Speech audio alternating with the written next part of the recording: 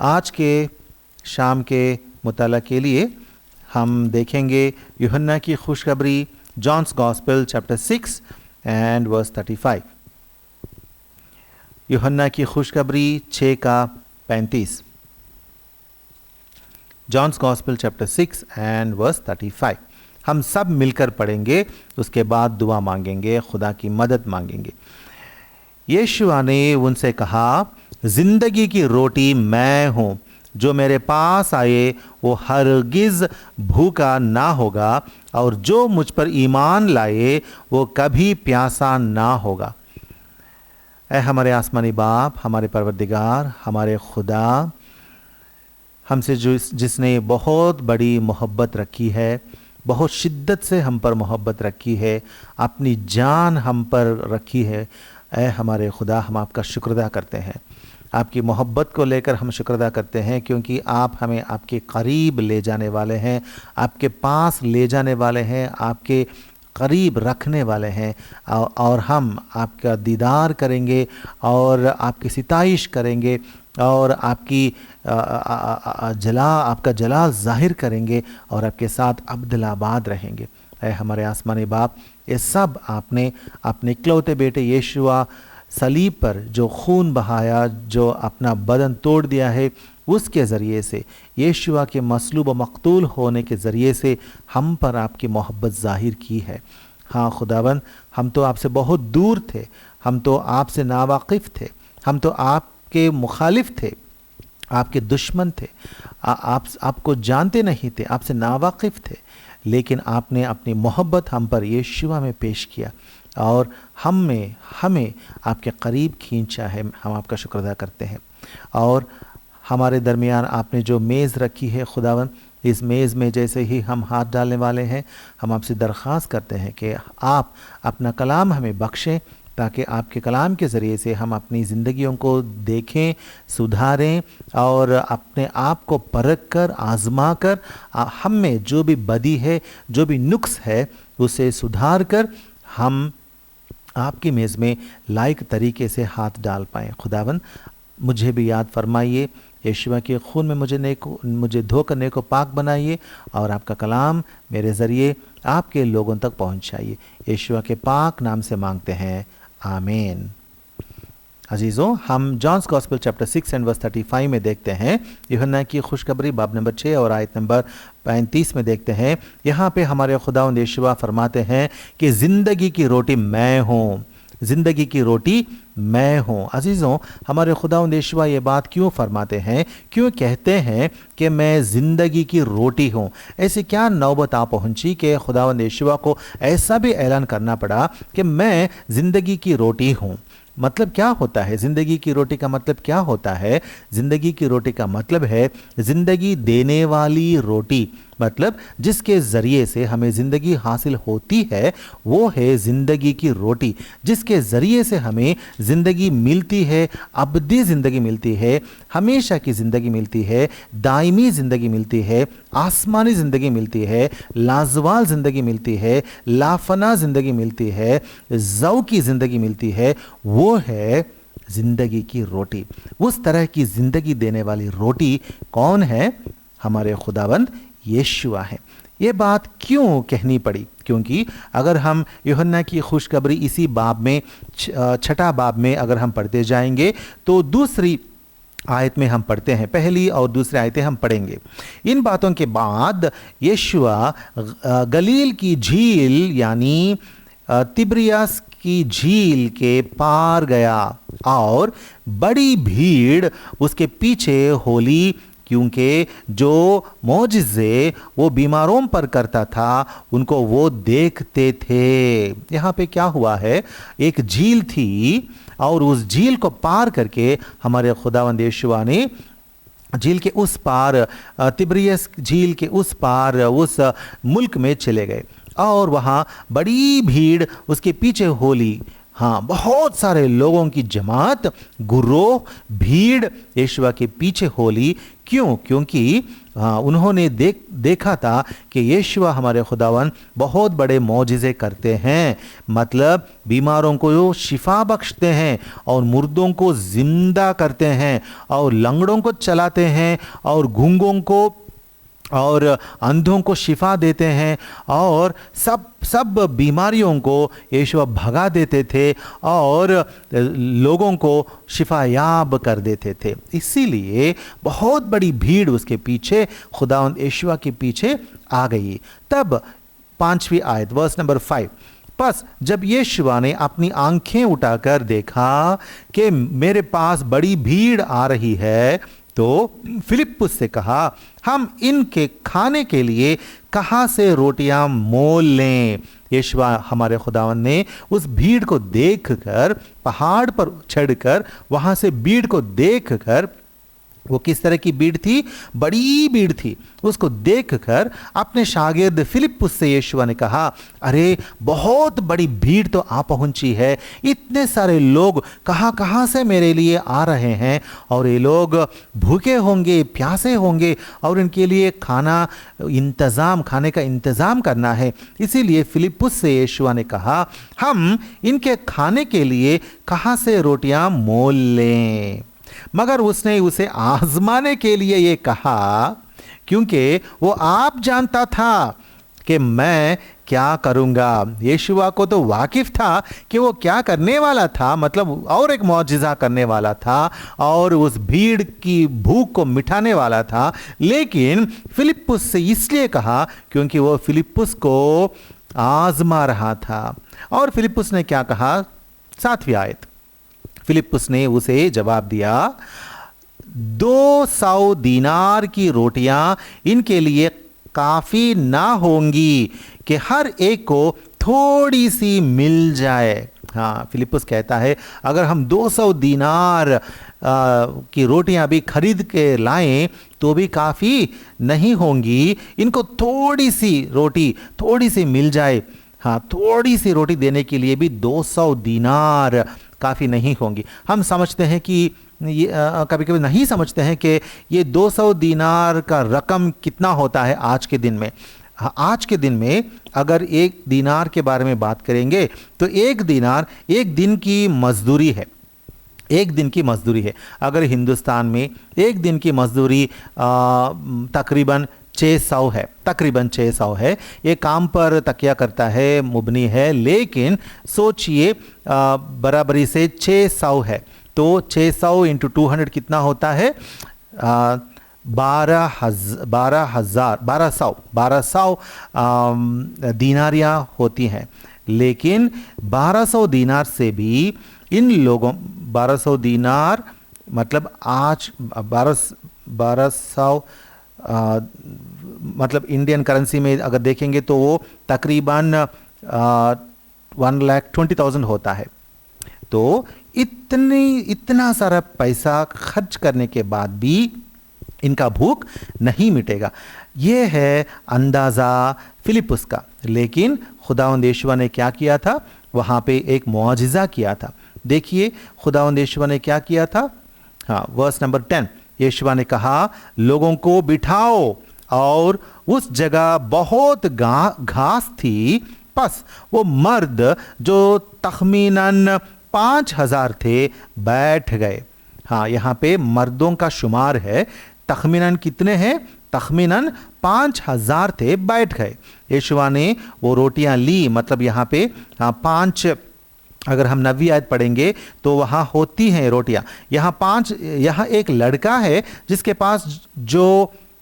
पास जौ की 5 रोटियां और 2 मछलियां हैं। मगर ये कि इतने लोगों में क्या है करके शमौन कहता है, शमौन पतरस के भाई अंद्रियास कहता है। तो यीशु ने क्या कहा? ये 5 रोटियां काफ़ी है और ये 2 मछलियां काफ़ी है लोगों को। हाँ, आप लोग घास पर बिठाओ करके लोगों को बिठा दिया।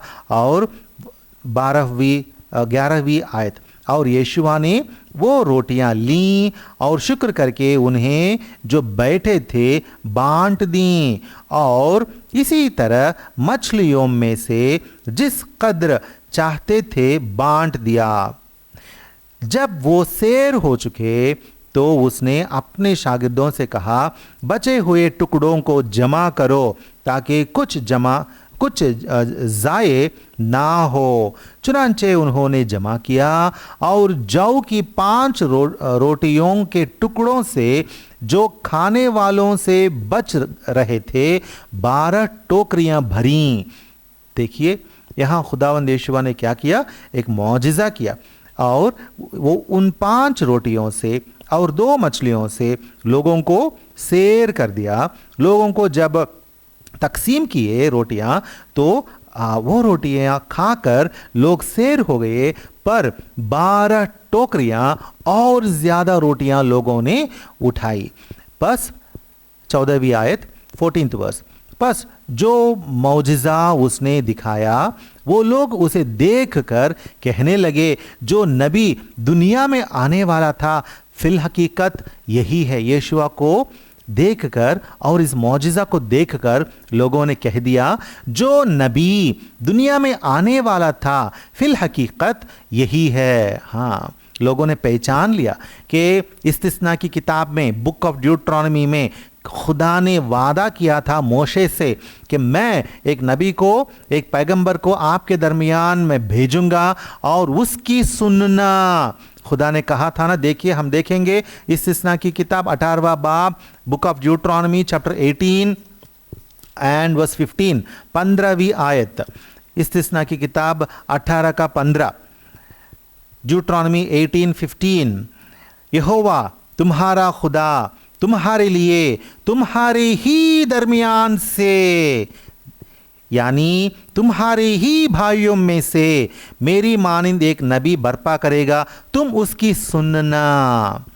खुदा ने क्या किया? खुदा ने इस्राएलियों से कहा, तुम सब एक कबीले दूसरे कबीले के भाई लोग होना, लेकिन मैं क्या करूंगा, तुम्हारे लिए तुम्हारे ही दरमियान से, तुम इस्राएली लोग हो, तुम्हारे ही दरमियान से, तुम्हारे भाइयों में से ही मैं एक तेरी मानिंद एक नबी बर्पा करूंगा, मैं भेजूंगा।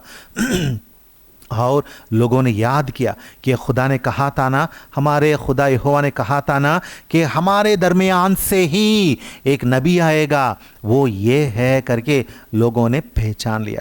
तो लोगों ने क्या किया? लोगों ने सोचा कि यीशुआ को एक बादशाह बना देंगे, हमारा बादशाह कायम कर देंगे, हमारा बादशाह ऐलान कर देंगे, we will call Jesus, will make Jesus our king, so that he will always take care of us, he will always do some miracles for us, he will always feed us freely, we will get food.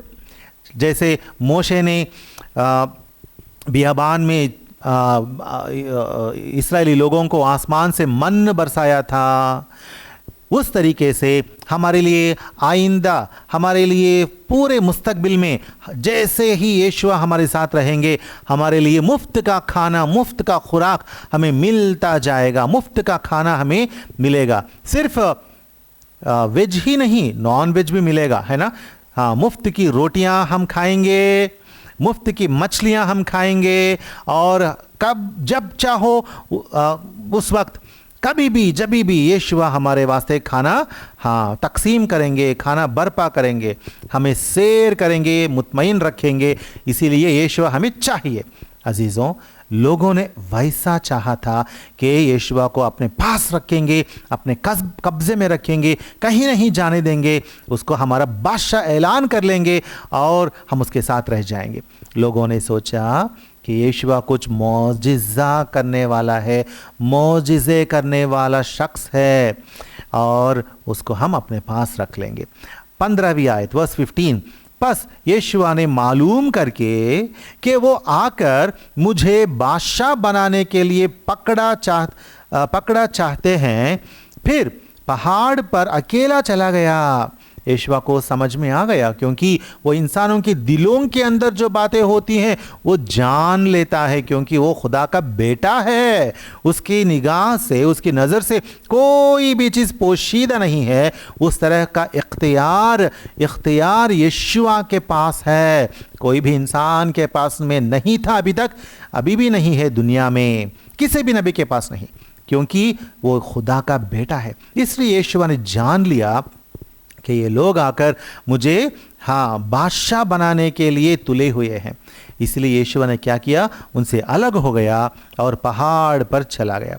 और उसके बाद क्या हुआ, हम आइंदा नीचे देखते हैं। नीचे अगर हम आएंगे तो देखते हैं, यहाँ हम ये देखते हैं कि यीशुआ पहाड़ पर चले गए, लोग भी चले गए, और यीशुआ के शागिर्द झील के फिर वापस आने के लिए, झील के इस पार आने के लिए एक कश्ती पकड़कर उसमें रवाना होकर इस तरफ आने लगे। और 25वीं आयत, वर्स नंबर 25, और झील के पार उससे मिलकर कहा, यीशुआ के चेले आ गए, और फिर यीशुआ भी वापस झील के इस तरफ आ गए। और उसके बाद क्या हुआ, लोग जो यीशुआ को ढूंढते रहे, यीशुआ को अपना बादशाह बनाने के लिए ढूंढते रहे, यीशुआ के पास रहकर मुफ्त का खाना और मुफ्त की तहफ़्फ़ुज़ और हिफाजत पाने की चाहत में, कोशिश में जो रहे, वो सारी भीड़ फिर से यीशुआ को ढूंढते ढूंढते झील के इस तरफ भी आ पहुंची। तो और झील के पार उससे मिलकर कहा, ए रब्बी, तू यहाँ कब आया? यीशुआ ने उनके जवाब में कहा, मैं तुमसे सच सच कहता हूं कि तुम मुझे इसलिए नहीं ढूंढते कि मौजिज़े देखे, बल्कि इसलिए कि तुम रोटियां खाकर सैर हुए। हाँ, आखिरकार इंसान क्यों जीता भाई? कामकाज क्यों करता? रोजी रोटी के वास्ते है ना। इसीलिए इन लोगों को तो पता चल गया, अब हमें किसी भी कामकाज करने की ज़रूरत नहीं है, किसी भी शिद्दत का काम करने की ज़रूरत नहीं है। यीशुआ के पास रहो, खिलाते रहेगा, पिलाते रहेगा, मुतमईन रखेगा। इत्मीनान से यीशुआ के पीछे हम जा सकते हैं। 3 मरतबा हमें रोटी मिलेगी, अच्छा सा नॉनवेज में मिल सकता है, तो हम इसके साथ रहेंगे। इसीलिए क्योंकि यीशुआ उनके दिल के अंदर की बात को जानता है, यीशुआ ने कहा, तुम मुझे क्यों ढूंढते हो? सच ये है कि तुम मुझे इसलिए ढूंढते हो कि तुम रोटियां खाकर सैर हुए। लेकिन यहाँ एक अजीम बात, एक बहुत अजीम बात यीशुआ फरमाते हैं, वर्स 27। वो बात क्या है? फानी खुराक के लिए मेहनत ना करो, बल्कि उस खुराक के लिए जो हमेशा की जिंदगी तक बाकी रहती है, उसे इब्ने आदम तुम्हें देगा, क्योंकि बाप यानी खुदा ने उसी पर मुहर की है। अजीज़ों, यहाँ यीशुआ एक अजीम बात फरमाते हैं, और वो अजीम बात क्या है? वो अजीम बात यह है कि यीशुआ कहते हैं, फ़ानी खुराक के लिए मेहनत ना करो। वो कहता है बल्कि उस खुराक के लिए जो हमेशा की ज़िंदगी तक बाकी रहती है, उसे इब्ने आदम तुम्हें देगा। हाँ, हमेशा की ज़िंदगी तक बाकी रहने वाली खुराक के बारे में यहाँ हमारे खुदावंद यीशुआ बताते हैं। और ये भी कहते हैं कि बाप यानी खुदा ने यीशुआ पर इसलिए मुहर की है। यीशुआ कौन है? यीशुआ ज़िंदगी की रोटी हैं। यीशुआ वही कहते हैं कि मैं ज़िंदगी की रोटी हूँ, मैं लाफानी रोटी हूँ। देखिए, अगर हम थोड़ा नीचे आएंगे, वर्स नंबर 30 पढ़ेंगे। बस उन्होंने उससे कहा, फिर तो कौन सा निशान दिखाता है ताकि हम देख कर तेरा यकीन करें? तू कौन सा काम करता है? लोग पूछते हैं, तू कुछ काम कर, अब तू और मौजिज़ा दिखा, तब हम देखेंगे और तुझ पर यकीन करेंगे। अजीज़ों, आजकल भी ना लोग ऐसे ही हैं। लोग देखना चाहते हैं कि यीशुआ कौन है, लोग देखकर चले जाते हैं, लेकिन यीशुआ पर यकीन लाने वाले बहुत कम हैं। लेकिन जो भी यीशुआ पर यकीन लाते हैं वो हमेशा की ज़िंदगी पाते हैं। और यीशुआ क्या कहते हैं? वर्स नंबर 33, क्योंकि हाँ, वर्स नंबर 32 और 33। यीशुआ ने उनसे कहा, मैं तुमसे सच सच कहता हूँ कि मोशे ने तो वो रोटी आसमान से तुम्हें ना दी, लेकिन मेरा बाप तुम्हें आसमान से हकीकी रोटी देता है, क्योंकि खुदा की रोटी वो है जो आसमान से उतरकर दुनिया को जिंदगी बख्शती है। लोगों को, इस्राएली लोगों को मोशे ने 40 बरस तक बियाबान में जब वो लोग सफ़र करते आए, तो उस कूच के दौरान मोशे ने आसमान से मन बरसाकर उनका देखभाल किया था। लेकिन यीशुआ यहाँ कहते हैं कि वो मन जो है, जो मोशे ने आसमान से बरसाया था, वो रोटी आसमान से आई हुई जिंदगी, हमेशा की जिंदगी देने वाली रोटी नहीं है, बल्कि वो आसमान से आने वाली रोटी, हमेशा की जिंदगी देने वाली रोटी मेरा बाप देता है। वो है हकीकी रोटी। यहाँ पे 3 बातें यहाँ लिखी गई हैं। यीशुआ ने कहा, मैं जिंदगी की रोटी हूँ। दूसरी बात, वो हकीकी रोटी है। यीशुआ कौन है? हकीकी रोटी है। He is a true bread. Number 3 verse 33, क्योंकि खुदा की रोटी वो है जो आसमान से उतरकर दुनिया को जिंदगी बख्शता है। तीसरी बात क्या है? यीशुआ कौन है? खुदा की रोटी है। पहली बात, हमारे खुदावंद यीशुआ जिंदगी की रोटी हैं। दूसरी बात, हमारे खुदावंद यीशुआ हकीकी रोटी हैं। तीसरी बात, हमारे खुदावंद यीशुआ खुदा की रोटी हैं। अजीज़ों, क्या आप इस बात को समझ पाते हैं? क्या आप इस बात से वाकिफ़ हैं कि खुदा की रोटी क्या है, हकीकी रोटी क्या है, ज़िंदगी की रोटी क्या है? यीशुआ हमारे खुदावंद कहते हैं, वर्स नंबर 35, ज़िंदगी की रोटी मैं हूँ। ज़िंदगी की रोटी मैं हूँ। यीशुआ कहते हैं, मैं ही हूँ वो ज़िंदगी की रोटी। और वर्स नंबर 39 में कहते हैं, और मेरे भेजने वाले की मर्ज़ी ये है कि जो कुछ उसने मुझे दिया है, मैं उसमें से कुछ खो ना दूँ, बल्कि उसे आखिरी दिन फिर जिंदा करूँ। यीशुआ कहते हैं, और जो कोई मुझ पर ईमान लाएगा, वो उसको क्या होगा? आखिरी दिन में वो फिर से जिलाया जाएगा, क्योंकि मेरे बाप की मर्जी ये है कि जो कोई बेटे को देखे और उस पर ईमान लाए, हमेशा की ज़िंदगी पाए, और मैं उसे आखिरी दिन फिर जिंदा करूं। अजीज़ों, यहाँ देखिए, खुदावंद यीशुआ ने कहा, मैं ज़िंदगी की रोटी हूँ। उन्होंने कहा, मैं हकीकी रोटी हूँ। उन्होंने कहा, मैं खुदा की रोटी हूँ। लेकिन ये रोटी क्या करना चाहिए? इस रोटी को, इस रोटी को कबूल करना चाहिए, अपनाना चाहिए। जो कोई यीशुआ को अपनाएगा, यीशुआ उसे हमेशा की ज़िंदगी देगा, और आखिरी दिन उसे फिर से यीशुआ जिंदा करेगा, फिर से उसे हमेशा की ज़िंदगी बख्शेगा। इसीलिए लिखा हुआ है, देखिए वर्स नंबर 47, यीशुआ कहते हैं, मैं तुमसे सच सच कहता हूं कि जो ईमान लाता है, हमेशा की जिंदगी उसकी है। जिंदगी की रोटी मैं हूं। यीशुआ कहते हैं, जो मुझ पर ईमान लाता है, वो उसकी है हमेशा की जिंदगी। जो ईमान लाता है, हमेशा की ज़िंदगी उसकी है। किस तरह का ईमान लाना है? यीशुआ के बारे में तो लोग इस दुनिया में बहुत सारी बातें कहते हैं, तरह तरह की बातें कहते रहते हैं। कुछ बातों में हकीकत है, सच है, कुछ बातें अफवाह होती हैं। अजीज़ों, आप किस तरह यीशुआ को समझ रहे हैं? यीशुआ कौन है आपके लिए? खुदावंद यीशुआ खुद कहते हैं, जो मुझ पर ईमान लाते हैं वो हमेशा की ज़िंदगी पाते हैं। और किस तरह का ईमान? इस तरह का ईमान के मैं ही ज़िंदगी की रोटी हूँ। वर्स 50, ये वो रोटी है जो आसमान से उतरती है, ताकि आदमी उसमें से खाए और ना मरे। ये हमेशा की ज़िंदगी देने वाली रोटी है। ये एक बार अगर हम घर जाके खाना खाएं, कल सुबह फिर से हमको भूख लगेगी, लेकिन ये रोटी जो खाएगा उसका भूख मिट जाएगा, हमेशा के लिए मिट जाएगा। और एक ख़ास बात है, वो क्या है? वो ना मरेगा, वो हरगिज़ ना मरेगा। मौत क्या है अजीज़ों? मौत ये है कि खुदा से दूर खारिज हो जाना। खुदा आपको अपनी हुजूरी से निकाल देगा। अगर निकाल देगा तो वो है हमेशा की मौत, जाकर जहन्नुम में रहना पड़ेगा, आग की झील में तड़पते जलते चिल्लाते रहना पड़ेगा। वहाँ आपकी जान नहीं चली जाएगी, बल्कि हमेशा के लिए तड़पते जलते रहना पड़ेगा।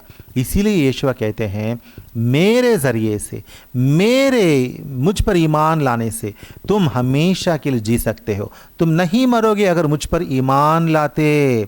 तो लोगों ने पूछा, हाँ कैसे जिंदा रहे, वो रोटी हमें कैसे मिलेगी।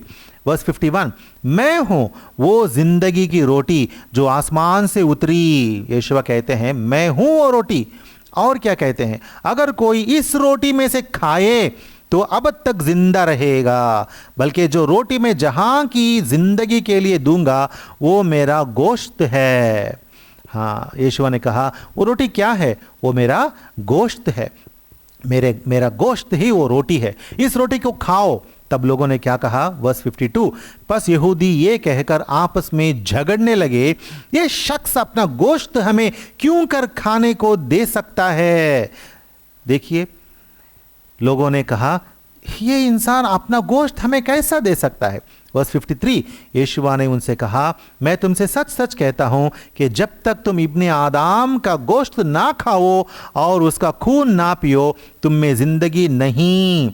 यीशु ने साफ साफ अल्फाजों में जाहिर कर दिया कि जब तक तुम इब्ने आदम यानी यीशु का गोश्त ना खाओ और उसका खून ना पियो, तुम में जिंदगी नहीं। तो अजीजों, यीशु क्या कहते हैं, उस अबदी लाजवाल आसमानी जिंदगी और बका को हासिल करने के लिए, हमेशा की दायमी जिंदगी में दाखिल होने के लिए क्या करना पड़ेगा, यीशु के गोश्त को खाना पड़ेगा और उसके खून को पीना पड़ेगा। इसीलिए आज हमारे दरमियान ये मेज़ है, याद दिलाने के लिए कि हमारे खुदावंद यीशु ने अपने लिए, हमारे लिए अपना बदन तोड़ा है और अपना खून बहाया है, और इसमें शरीक होकर इस रोटी को और इस प्याले को पीने से हम उस उम्मीद में जीते हैं, उस आस में रहते हैं और उस ईमान में हम कायम रहते हैं कि हमारे खुदावंद यीशु ही है वो ज़िंदगी की रोटी, जिसके ज़रिए हम आसमान में खुदा तक पहुँचेंगे।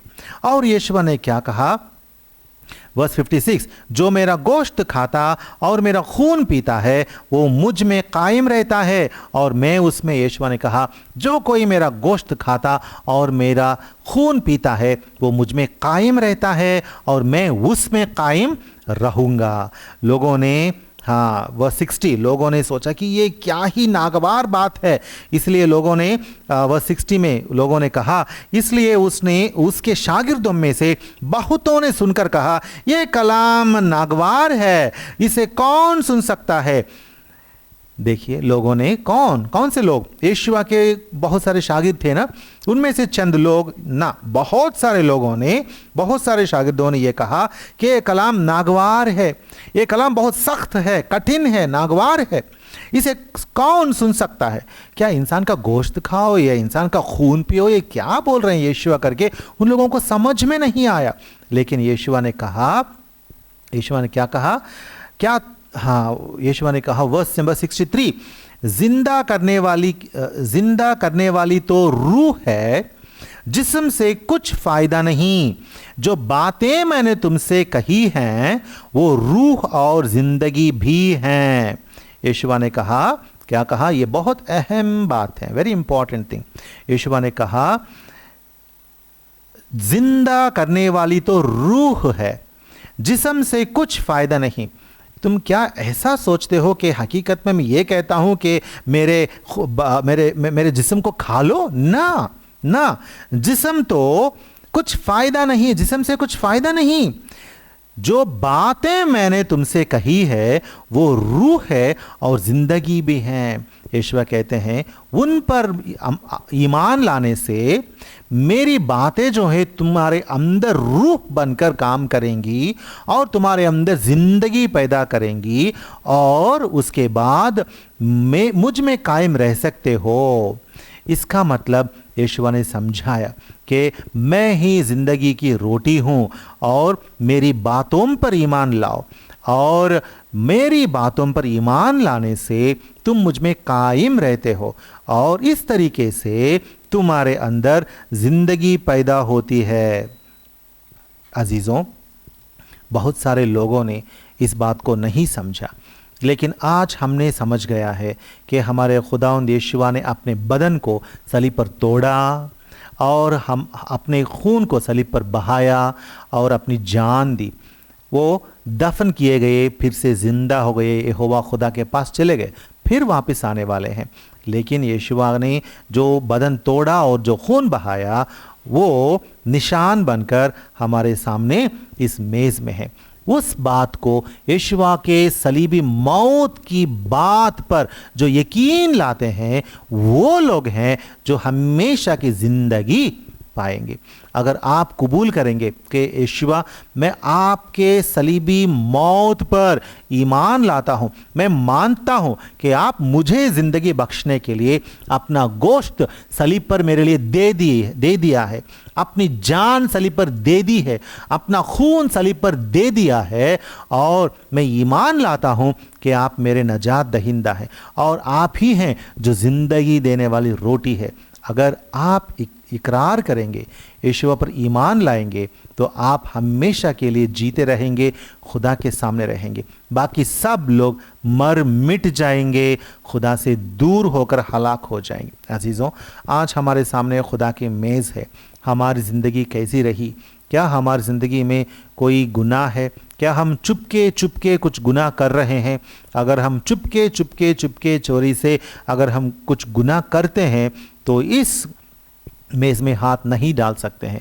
खुदा जानता है हर एक गुनाह से, खुदा वाकिफ़ है, खुदा को हम धोखा नहीं दे सकते। इसीलिए अपनी ज़िंदगी को सुधारिए और यीशुआ की बातों को अंदर लीजिए और इस मेज़ में नापाक हाथ मत डालना, बल्कि बेनुक्स और पाक हाथ डाल के मुबारक हो जाइए।